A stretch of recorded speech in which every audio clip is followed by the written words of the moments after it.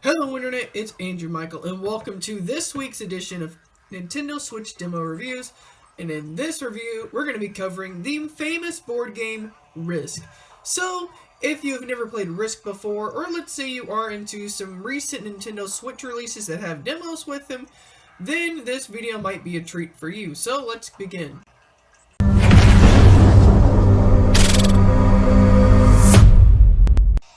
Okay, so Risk is a strategy-based game where you land on different parts of the country or different parts on the world, and you basically compete against up to 5 people that will be playing, 1 plus 4 other people, and you basically can try to compete to see who can claim every single country on the world.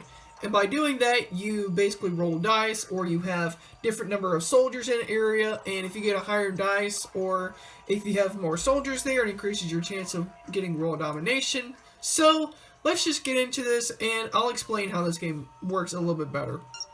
Okay, so one thing else to notice is that you will have 8 turns to play. Now, you're probably thinking to yourself, that is not a whole lot of turns to play this, but if you're like me and you take your time with strategy, this game will last you for like 30-45 minutes just in the demo alone. So you have plenty of gameplay time to play this demo. So that is really good up for this. Now also, I have been playing this earlier, but if you don't know, on the demo version you can't play online, but what you can do is you can play with 2 or 3 other people, so you can't change the world domination part or the automatic or continuous or off on ceasefire card. But what you can do is that because of this is basically how it's set up. So you could be playing, and then you could have 2 players, you could have 3 players, 4 players, or 5 players. It makes things more difficult to try to win if you have more characters. So what we're going to do is we're just going to go 1v1. And also, you also get to pick colors just to distinguish where everyone is, and it makes it so much easier to play this game. So we are going to be choosing colors. I'm just going to spam through it, and so we'll just pick red so you guys can see which one's my color, which one's yours. And we'll basically see. So after you're doing this, it says faction successfully assigned. And this is basically going to load up randomly where you will be spawning on the map. So that way it gives you a general idea of what you need to attack and who's going first. Welcome to the War Room. I am Iris, your integrated reconnaissance and intelligence system. You have selected a 2-player game. Be the first player to control 30 territories at the end of your turn, or eliminate the other player to win. And so basically there are 30 territories you have, like it said. And so now the red AI, or player 2, is going first. And so basically, here it says, each player has 4 turns left in this demo. So depending on how many characters or how many players are in this, it depends on how fast or slow you want it. So let's say if you're just doing a quick demo, you just want to play really quickly, it gives you 4 turns, so that way you can play for like 5 minutes. But as you can see, what happens is, at the end of the last turn, whichever player has the most territories is the winner. In the case of a draw, the troop numbers are used as a tiebreaker. So if I have more troops on the board after the war, then I win, since I'm going second. So it really gives us the advantage of trying to come back from a loss. So we can do that. And so here we go. And as you can see, everywhere else we had different colors. And so we, even though it's only just 2 players, we have the ability to control the green, the blue, and the white territories. And so I'm going to walk you through this here. So let's say it's your turn, alright? And so if you don't draft or if you don't trade, what happens is that you have 3 troops automatically. So at the start of every turn, you can pick somewhere and put different troops you want to attack.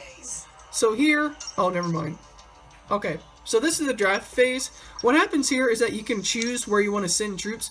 So let's say if I want to fortify United States, I need to put someone else there to give him a better opportunity at controlling United States. And let's say, you know, I want to attempt to get somewhere in the Asia part, so I'm going to have to put troops here. And this game literally depends on your strategy on how you play this, because if you don't, you will easily lose this game very quickly. And so with the attack phase, how the attack phase works is that, let's say, like I said, let's say I want to try to control the United States. I can select my color, and then I can choose either Ontario, United States or Mexico or Central America because they're literally touching the parts here. Or you can see it a little bit.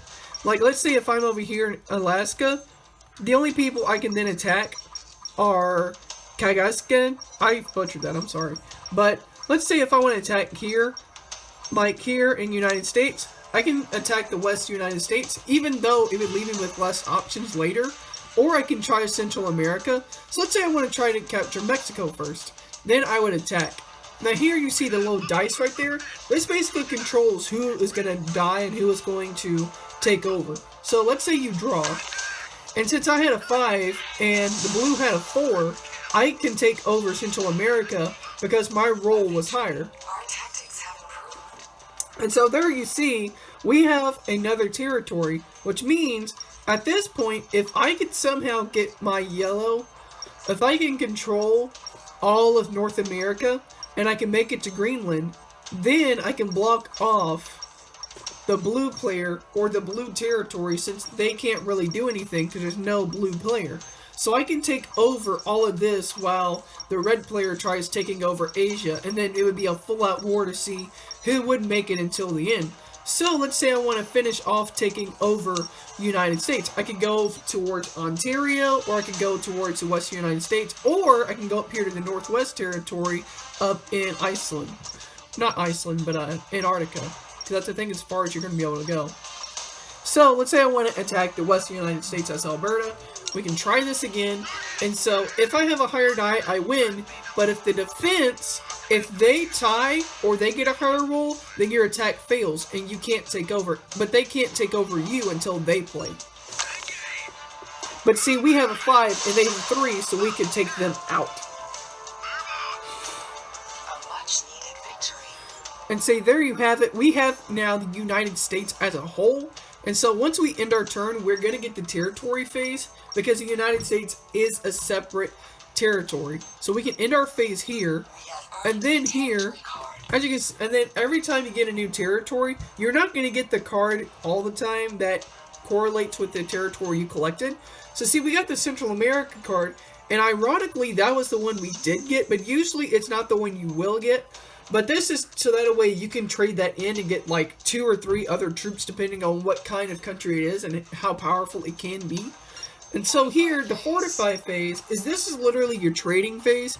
So let's say if I have 2 troops here, I can move one over to a nearby state. So let's say I'm here, I can move to Siberia, or I can move one more soldier to Yakutsk.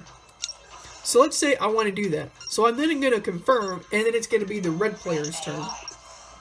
And so, I'm just going to let this play in the background for a little bit while the computer player goes. But basically, this is just like the old version of Risk. Basically, what happens is that it's a literal world domination game in most parts. And you try to be the last one live, and you want to be the one to control every single country on the world. So, this really has not changed the game of Risk, but there are different modes out there. And this game is $20, so if you got $20 to spend, and let's say you want to buy like a board game or a party game for 3 to 4 other people, including you, that want to have a good time for a while, then this is a great pickup. I mean, they have not really changed anything. The computer player really knows when to go, and you don't wait for a whole while. And while it's setting up and it's just you really don't wait a whole long time to get into the servers. So I really like that, even though unfortunately we couldn't play online. Just playing with the computers, it was smooth enough to where I really didn't feel like I was waiting for a whole entire time. So that's great. Now, where do I stand on giving this a rating? I give it a 5 out of 5 because of how useful and how fast this thing is. So, as far as the demo goes, depending on how many players you have, you can go up to 8 turns if you have 5 players playing. But if you have just 2 players, like we just saw, you have 4 turns. And you might not think that's a lot, but if you take your time like I did and strategize everything, 4 turns, if not 8 turns, is a really long time on this game. You'll be playing for like at least 20 minutes of gameplay just for the demo. So, I like that. And 2, this game really is not difficult because, like I said, it's a strategy game and it gets you thinking. And so I like games like that where it's not really an educational game, but it has a little bit of that 2018 like spy-ish feel to this, which is a feel you should get when you're playing Risk. Either that or it's like an army kind of game, and nothing like a boring strategy game like it usually is. So, I hope you guys have enjoyed today's demo review, and I might play this as a game I stream with tonight. Hopefully I'll be able to see you guys tonight. If not, that's totally fine. I am understanding with that. But I hope you guys enjoyed today's demo review. I'm giving this a 5 out of 5. Go check this out on the Nintendo eShop. And until next time, I'm Andrew Michael, and I'll see you guys next time. Thumbs up.